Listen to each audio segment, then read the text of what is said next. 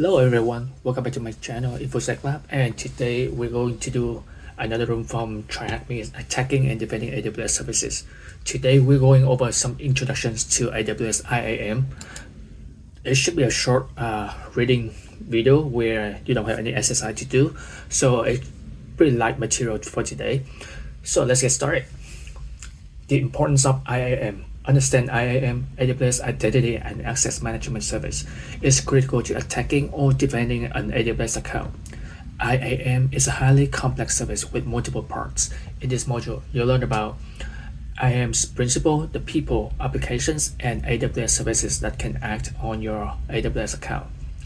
IAM policies, the definitions of what a principal can do in your account. IAM credentials, the numerous ways a principal can authenticate to AWS control plane.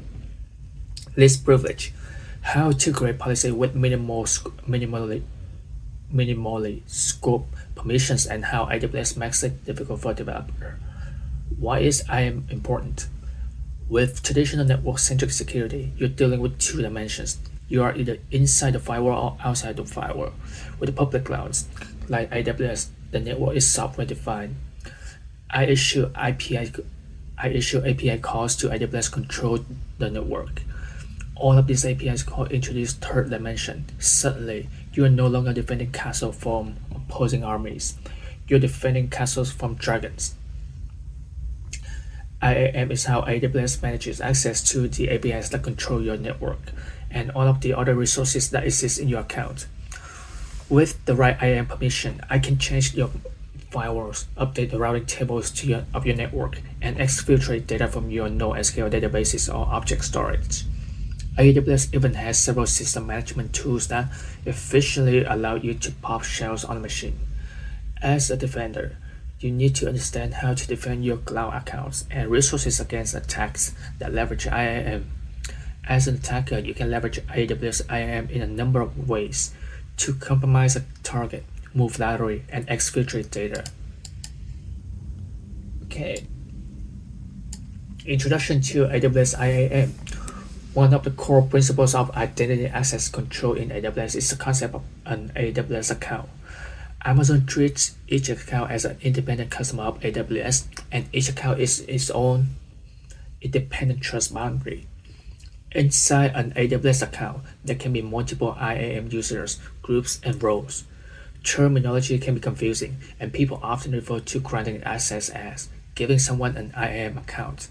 For clarity, we shall always refer to the IAM AWS accounts as an account and an IAM user inside the account as an IAM user. Every AWS account has a root user, and AWS considers that root user the customer. Major customer service interactions need to occur from that root user, including billing changes and closing the account. The root user is all powerful and had complete control over all resources in the account, except for AWS organization service control policies, which we'll discuss later in the future room. Since the root user is all powerful, and since there are only one best practice to create individual IAM users for each person who needs access to that account, and only grant the level of access required for the job function. When creating an account for the first time, the common practice is for the root user to create an admin IAM user and never use root again. At this point, day-to-day access should occur by either IAM users or IAM roles. IAM users combine authentication, identity, and authorizations into a single unit. IAM roles typically delegate the authentications and identity to another system and primarily manage authorizations. We will discuss users and roles in the next room. Both IAM users and IAM roles require IAM policies to be able to do anything. By default, all API requests are implicitly denied. We will discuss policies and how they work in the future room. For introductory purposes, the user or role in the who can do something, and the policy defines what they can do. IAM policies define the actions that the user or role can perform on a resource. Almost everything you create in AWS is a resource, and almost all resources can be identified by their Amazon resource name or ARN.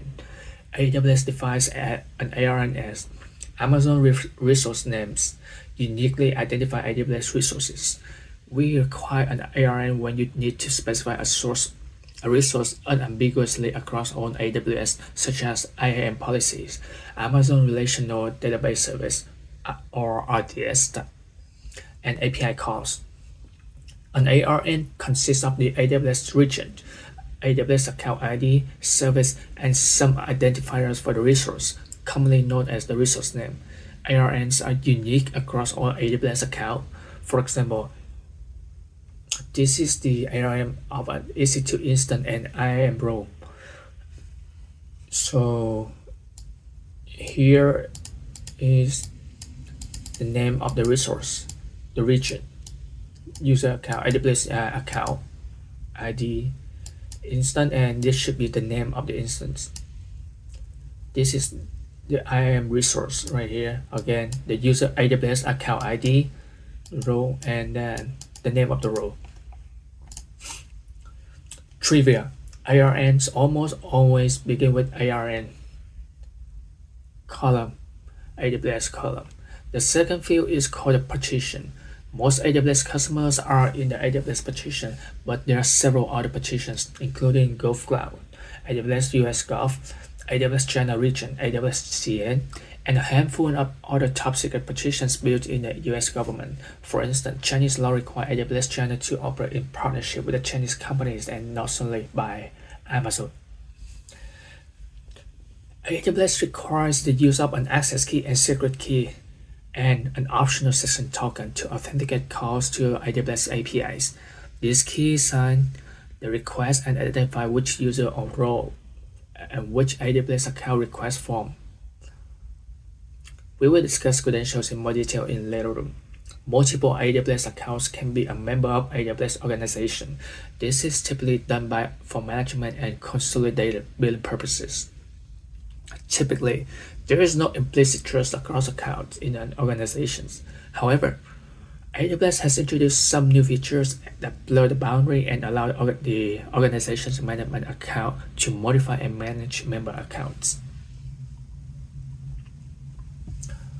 Alright, so here's a diagram of AWS organization. Within that, we have one AWS account. It can be multiple AWS account, and then within this AWS account, there can be one or multiple IAM user and IAM role. For each of the IAM user, you can be a member of an IAM group or multiple groups. And policy are just IAM policies that determines what kind of resources the IAM role or IAM users have access or have permission to perform and certain actions on such resources. Complete this room and move to IAM Principal. Alright, so that's it for this room today. Pretty much just reading material, no activities at all. I hope you enjoyed this lesson, and if you have any questions, feel free to reach out to me. Thank you very much and see you next time. Bye.